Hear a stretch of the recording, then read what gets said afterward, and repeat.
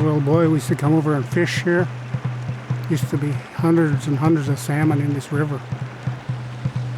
Part of our culture was fishing. The salmon we caught, we'd take home and cook some of it, dry some of it, and use them afterwards to make a salmon soup.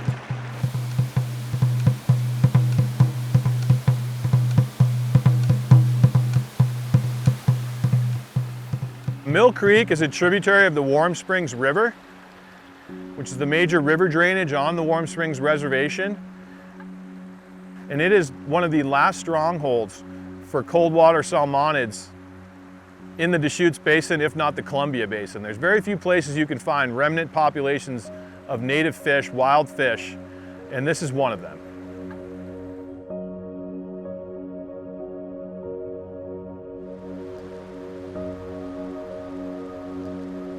Fishing to me is in my blood to where it feeds my family, but I want my children to come out and do the same for their children and future generations to come.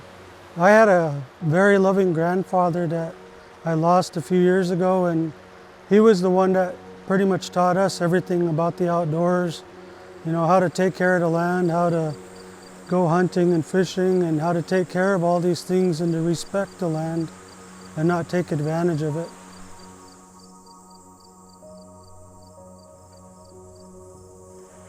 In my time, we were well taught about our natural resources, but different ideas came in, and one of them was our sawmills.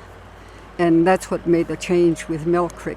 There was a man-made pond made, and so that's what would ruin the natural waters.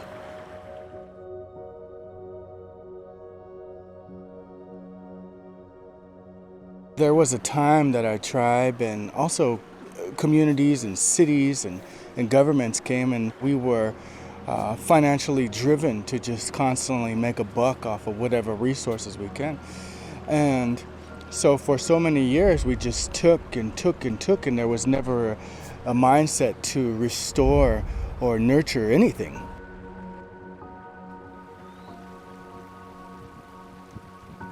Back in the late 40s, early 50s, all the great habitat upstream for spawning and cold water rearing was ponded up just upstream of us to create 2 log ponds for storage at the mill.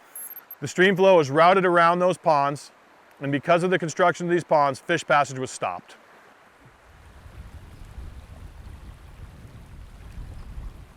Spring Chinook need a certain set of conditions for spawning and rearing.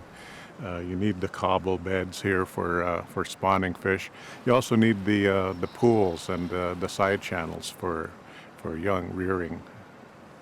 Because of the gradient, the fish had no habitat in this area. In essence, there was no creek here at all.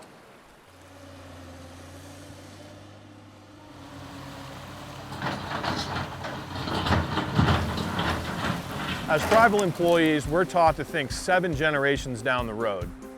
So we look to things that allow fish to be produced naturally for 7 generations, and what that is habitat. Cover from velocity and predators, well-rounded clean gravels, deep pools where they can hide, and a lot of low velocity, high cover environments for the juvenile. So we find that in side channels, stream edges, beaver ponds, wetlands, those type of environments. So when we looked at this project and building it, we found that all the materials we needed for the project were here on site. The boulders, the gravels, the topsoil to plant plants in. We just needed to rearrange it to get it right for the fish. I could see a lot of these fish growing up to be very strong and healthy adults, and that's exactly what I'd like to see for my children too. The project total length is about 1 mile in length. We're adding about 300 feet of new main channel segment. We're enhancing the whole mile of it. We're adding about 3,000 feet of additional side channel, along with several pond and wetlands.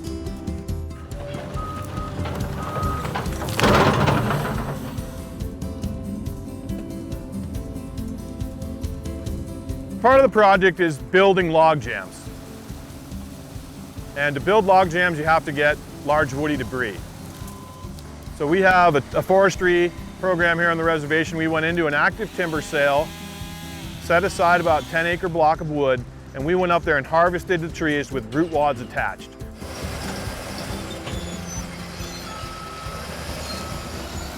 So we essentially pushed them over instead of cutting them off.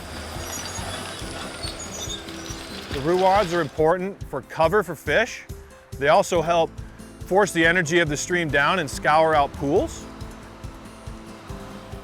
We used about 1,300 trees. Within that, we had some smaller trees, some larger trees. We placed about 1,200 boulders in the channel for additional habitat features, as well as 2,000 cubic yards of spawning gravel to enhance spawning habitat.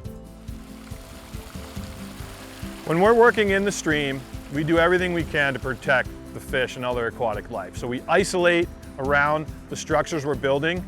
We have these super sacks, we call them, and what that does basically is it keeps the turbidity that we're creating, or the dirty water, out of the clean water. Once the structure is complete, we just simply pull those super sacks, the water goes right into the structure, and we move on. The things we expected to see, fish using the cool springs that we're enhancing, fish using some of our log structures. Immediately when we're done, you see juvenile fish move in for the cover that's there that wasn't there. We're seeing those things, and those are positively reinforcing the fact that we're doing the right thing out here.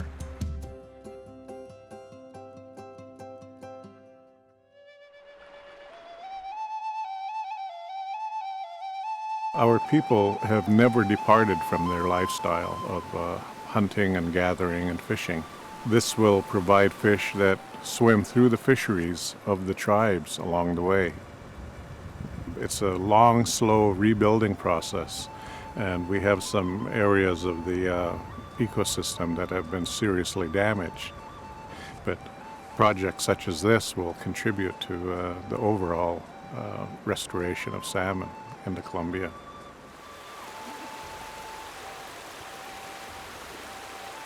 I think what's going to be cool about this type of project and other projects like this here in the Warm Springs Reservation is for me to be an elder man working with my children.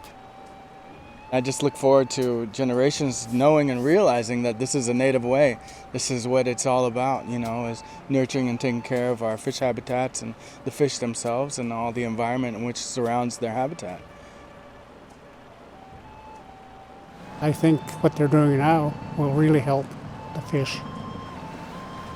It's only one of many resources that we have to take care of